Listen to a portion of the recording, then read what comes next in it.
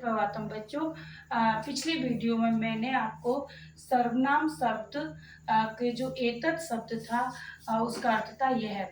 उसके मैंने तीनों लिंगों में वचनों के अनुसार आपको प्रयोग बताए थे कि किस तरह से यूज होते हैं।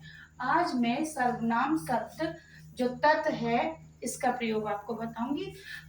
तीनों लिंगों में वचनों के अनुसार कैसे होता है। तत् का मतलब होता है वह का प्रयोग हम स्त्रीलिंग में भी करते हैं और पुल्लिंग में भी करते हैं और नपुंसकलिंग में भी करते हैं। ठीक है, तो सबसे पहले हम देखते हैं पुल्लिंग शब्द कैसे बनता है।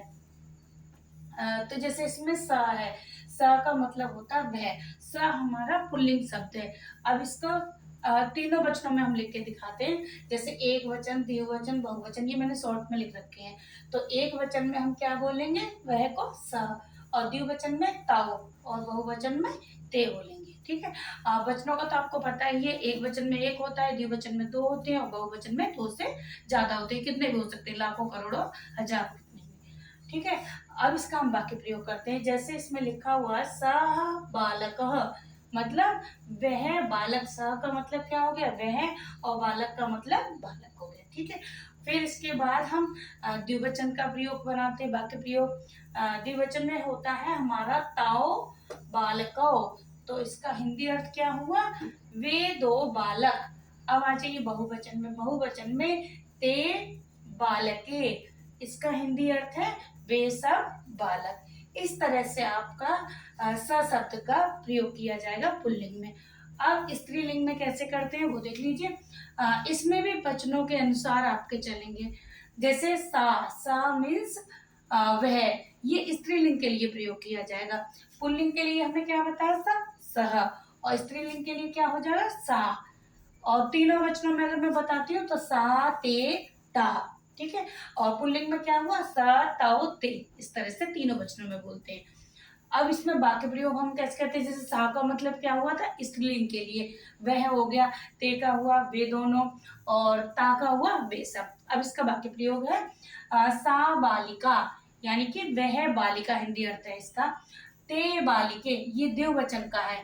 ते बालिके में वे दो बालिकाएं। फिर आ जाइए बहुवचन में। बहुवचन में ताहा बालिका, तो वो क्या हो जाएगा इसका हिंदी अर्थ, वे सब बालिकाएं। अब इसके बाद हम नपुंसकलिंग में आ जाएंगे। नपुंसकलिंग में भी हम तीनों वचनों में प्रयोग करेंगे इसका।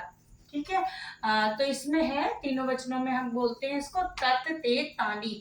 तत् का मतलब होता है वह, जैसे वह पत्रम और वह गृहम। ठीक है, मतलब तत्गृहम, हिंदी अर्थ में बताऊं वह घर, और तत्पत्रम यानी कि वह पत्ता, तत्कमलम मतलब वह कमल, कमल का जो फूल होता है। ठीक है, अब इसका जैसे तत् मीन्स होता है वह एक वचन में, द्विवचन में वे दोनों, बहुवचन में वे सब। अब इसका तीनों वचनों में हम क्या बोलते हैं, तत् ते तानि। ठीक है, अब वाक्य प्रयोग देख लीजिए।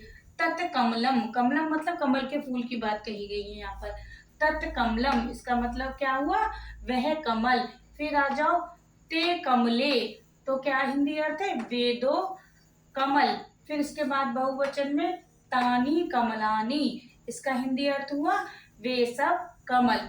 आज मैंने आपको तत् शब्द को तीनों लिंगों में प्रयोग करके बता दिया है वचनों के अनुसार।